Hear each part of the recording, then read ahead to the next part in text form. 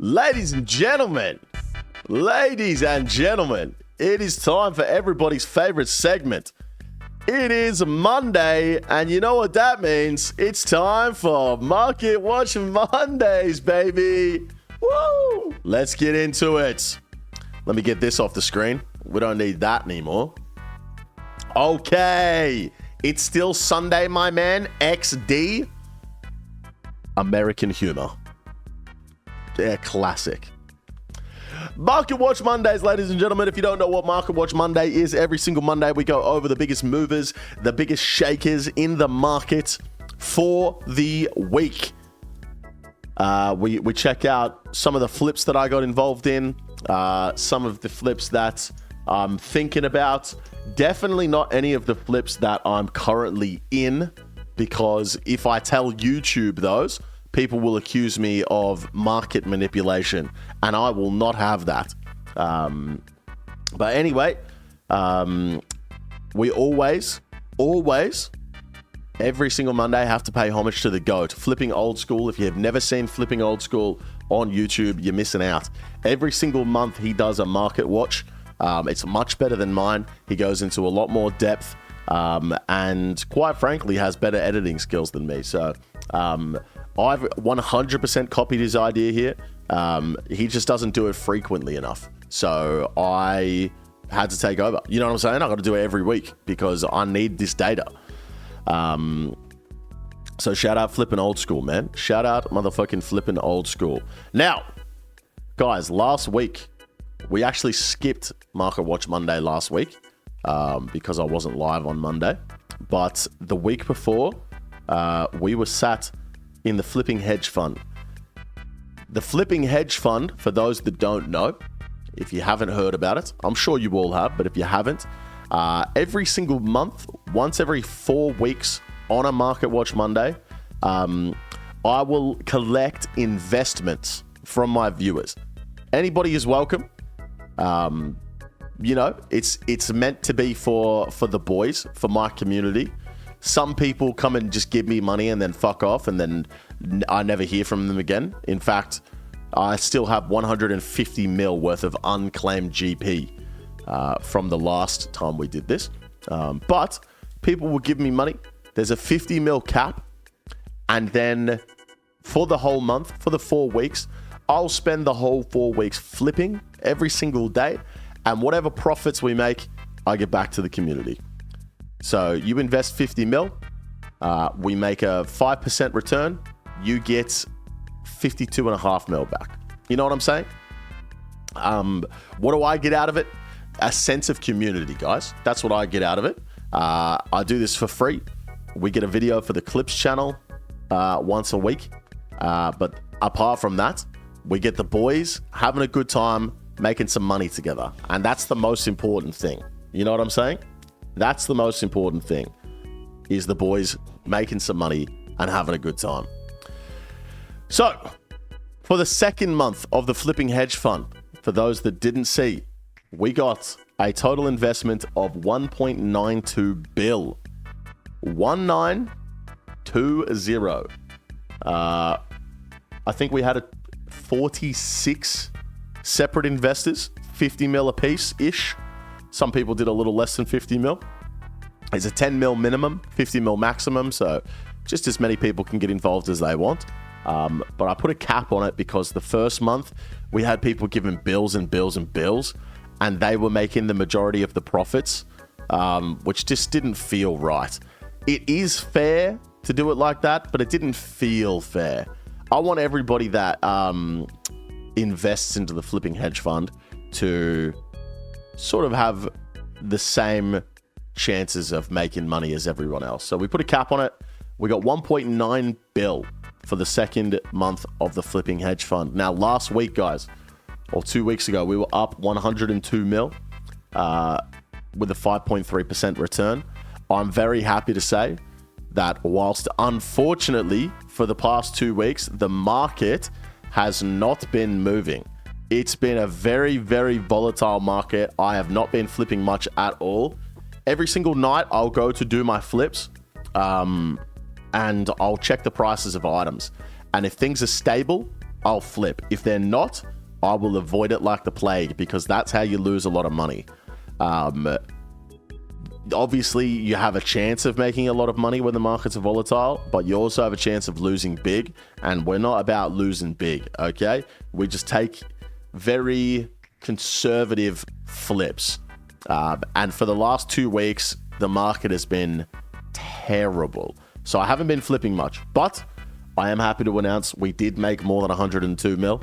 We ended the month on 133 mil profit, plus 6.9% for everybody that invested. Congratulations, guys. Plus 6.9% for everybody that invested in the flipping hedge fund. What does that mean? Let's have a look.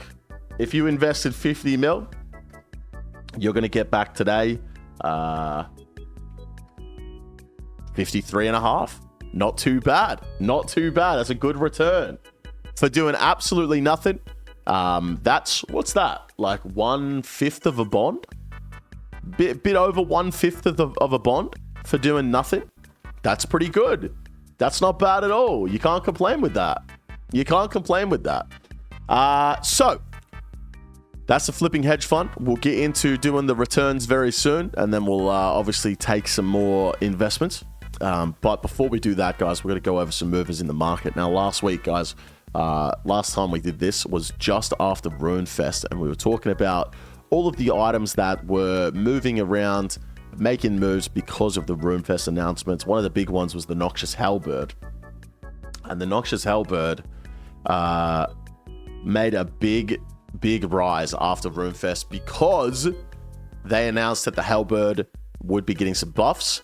They announced that it would be usable on Zulrah, and a lot of people bought into the hype. Then immediately afterwards, I got called out on YouTube, actually.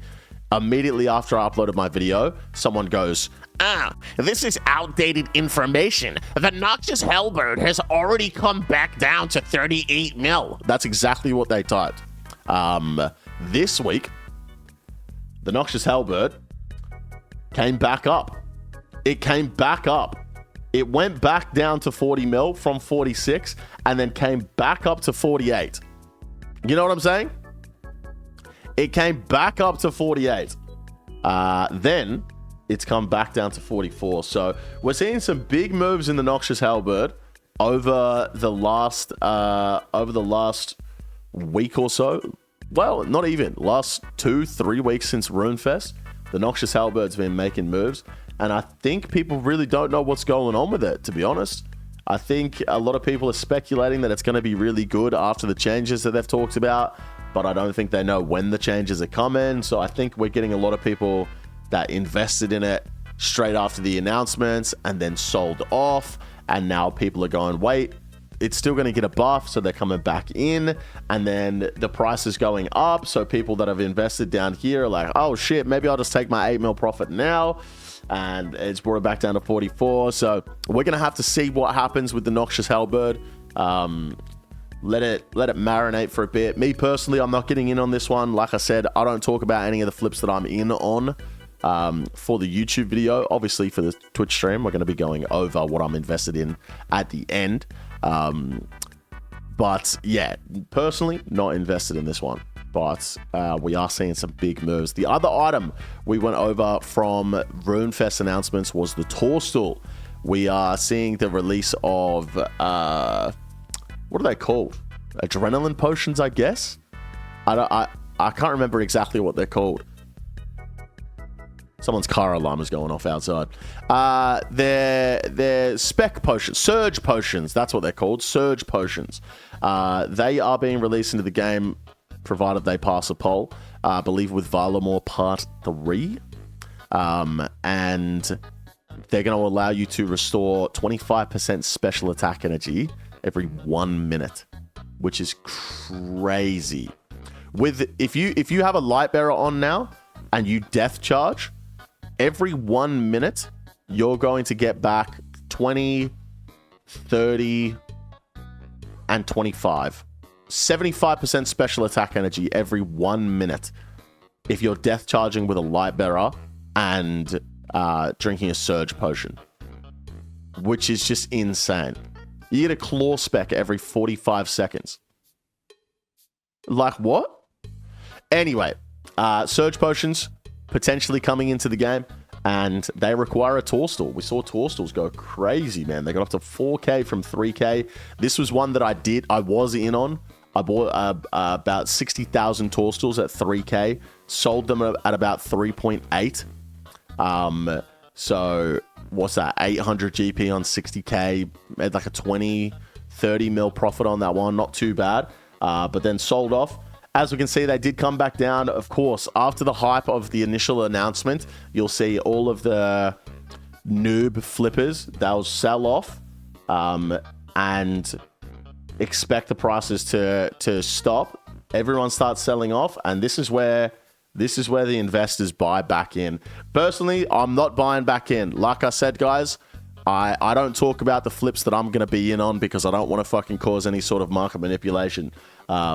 So this is where I would have gotten back in because they are going to be useful.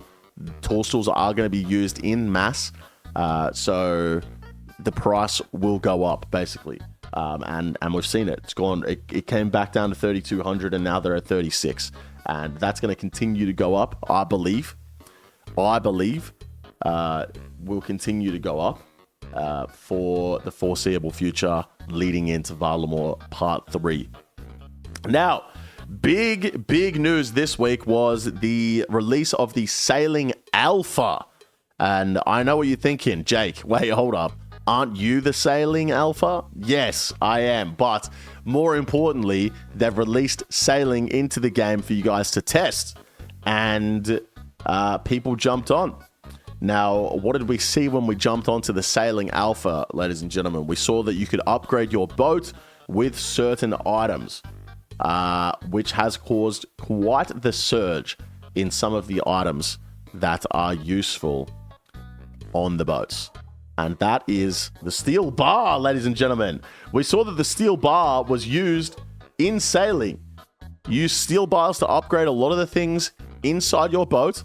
And what has happened? The steel bar has gone from 520 GP up to 629 today, which is absolutely insane.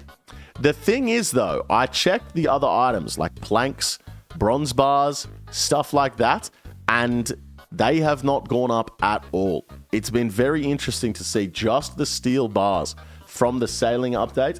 And you might think, oh, well, maybe it doesn't have anything to do with the Sailing update. But 3 days ago was when the Sailing update came out. I took this screenshot yesterday, so 4 days ago is when they came up with the Sailing Alpha.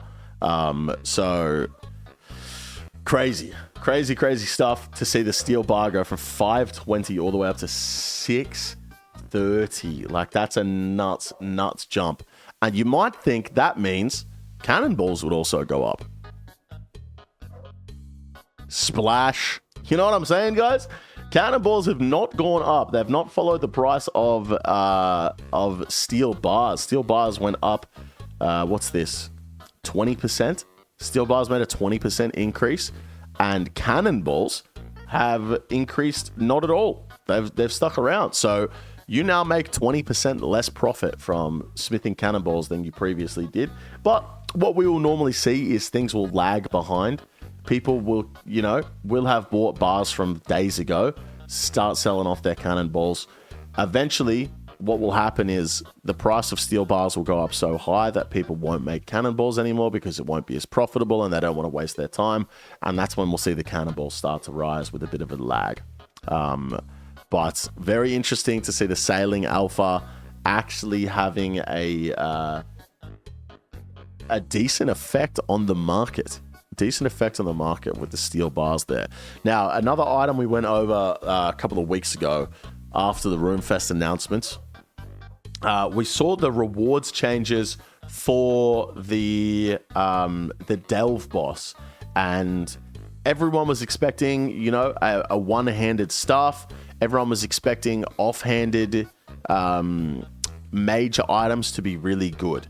And Jagex kind of hit everyone with a bait and switch. And they said, well, actually, we're going to make a buff to the Tormented bracelet. And inadvertently gave a huge buff to the Tumakin Shadow. The Shadow will become, if this comes into the game, if it passes a poll, I don't know if it's the final reward they're going to go with. I think they're going to change it personally. But if this was to come into the game, the Shadow would be used at bosses that it currently isn't. You would use the Shadow at Nex. You would use the Shadow at Kefri. You would use the Shadow at Barbar. You would use it in a bunch of places where you currently don't use it. So with the Tormented bracelet upgrade, they inadvertently super buffed the Shadow, and that caused a lot of people to start buying into magic gear. We saw a big rise last week in the Ancestral Robe set because people are thinking, oh shit, magic is going to be even better than it already is, and it already is fucking crazy.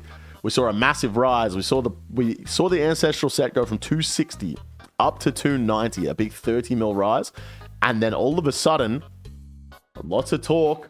Everyone's going, wait, hold up. This is a bad idea. The Tormented bracelet is not a good idea.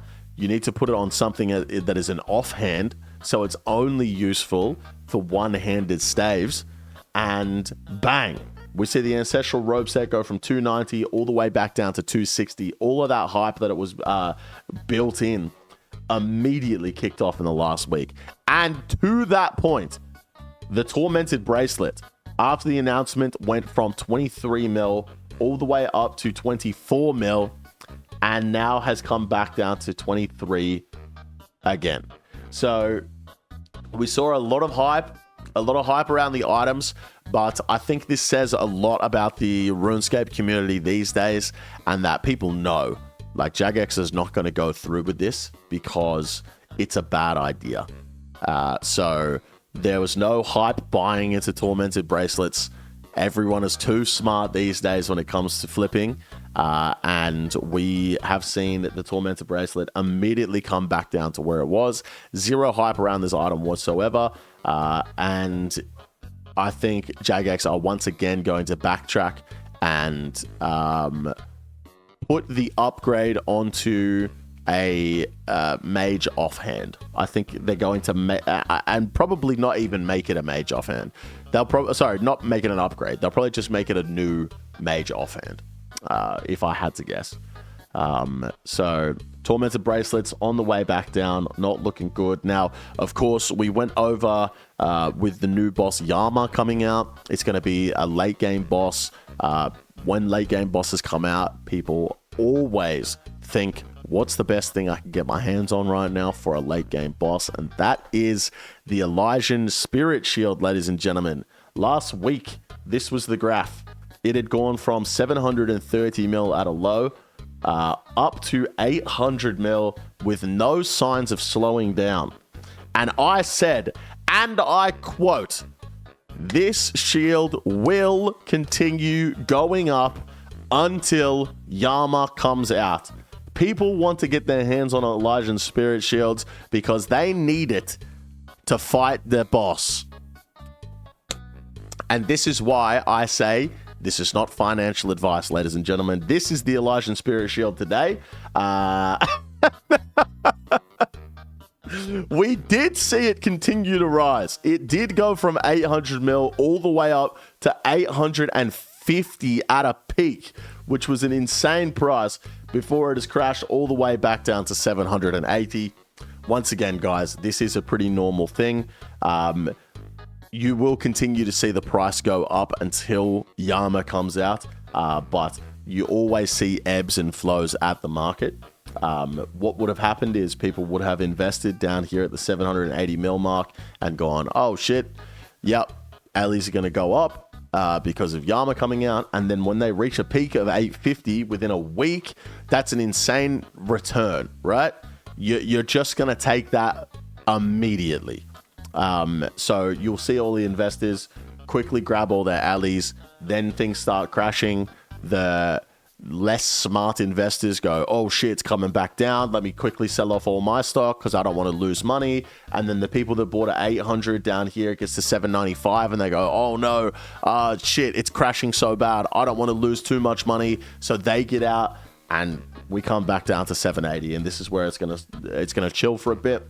I think this week we'll see it come back up to 800 and go even further until the Yama release. But this is why I say it's not financial advice, guys, because if you've taken my advice and when I said it will continue going up and you bought Ellie's at 800 mil, you'd be losing money right now. Okay. So take everything I say with a grain of salt. Don't try and do what I do because what will most likely happen is you're not going to take your profit when you're in. You're going to listen to what I said and go, it's going to keep going up until Yama comes out and you hold here and then it gets down to 785 and you go, oh, fuck, I've lost money. Now I'm going to sell. Okay. So remember, not financial advice. Now, of course, ladies and gentlemen, the best part of Market Watch Monday, the big three, ladies and gents, the Scythe, the Twisted Bow, and the Tumikin Shadow. This week, we saw a massive downtrend in the price of mega rare weapons. The Twisted Bow has come down from 1.57 bill all the way down to 1.53. Lost 50-ish mil in value this week. 40 to 50 mil in value in the 1 week. Seems to be stable about 1.52 at the moment. The reason we're seeing these go down, I think, is because the Twisted Bow is becoming less and less useful. I think a lot of bosses these days are pushing towards the Scythe and the Shadow because the Twisted Bow has been so powerful and the best weapon for so long. I think Jagex is trying to push away from that. So it's becoming more and more prominent that you'll use a Shadow everywhere. Shadow already is the most versatile mega rare. It's not even close. So people are starting to realize that and getting, selling off their T-bows for Shadows. But big downturn here for the Twisted Bow, down to 1.53 bill. Now, Shadow, we did see a big spike for the Shadow last week after the Tormented bracelet buff was talked about. I believe it came up from about 1.2 to 1.3 bill. And then, of course, we just see the market correcting itself this week with people realizing that the Shadow is not going to be the best. The upgrade is not going to come from the Tormented bracelet. There's just no way that they're going to make the upgrade come from the Tormented bracelet, which means the Shadow's probably not going to get a buff. And we did see it come from 1.28 bill all the way down to, what is it now, 1.25. So a 30 mil loss here for the Shadow over this week. That being said, I think this will continue to go up. Like I said, the Shadow is more versatile than the Twisted Bow and is better in a lot of places. So I think we will continue to see the Shadow go up and most likely overtake the price of the Twisted Bow eventually. The Twisted Bow's just been getting no love lately. It is so good at so many different places. It's a fantastic weapon. Don't get me wrong. It's still super powerful, but there haven't been many bosses that it's been useful at as of recent times. So Tumikin Shadow, and finally, the Scythe of Vitur, ladies and gentlemen. Here it is. We did see it get all the way up to 1.9 bill last week with the announcement of the Yama boss, the new Slash armor coming into the game. Everything is just pointing to the Scythe being a super powerhouse in old school RuneScape in the near future. So we did see it go up to 1.9 bill, but of course, the market always corrects itself. Lots of people trying to take profits on their Scythe investments, blah, blah, blah, blah, blah, blah, blah. And it's come back down to 1.8 flat. And it seems to be sitting pretty stable over the last couple of days at 1.8 bill. Like I said, I still stick by this. If Yama comes out and Yama is weak to Slash, which it should be, it drops the Slash armor. If it's weak to Slash, it is a 3x3 monster and the Scythe works on it, the Scythe will go to max cash. I'll stand by that 100%. Guaranteed the Scythe will go over max cash if Yama has the Scythe as the main weapon. So we will see. Ladies and gentlemen, that's it for Market Watch Monday. If you're watching on the EVscapes Clips channel, I'm about to go over my investments. We're going to go over what I'm invested in. So if you'd like to see that and you're watching on YouTube, make sure you get over to the stream every Monday, 8 a.m. Australian Eastern Daylight Time.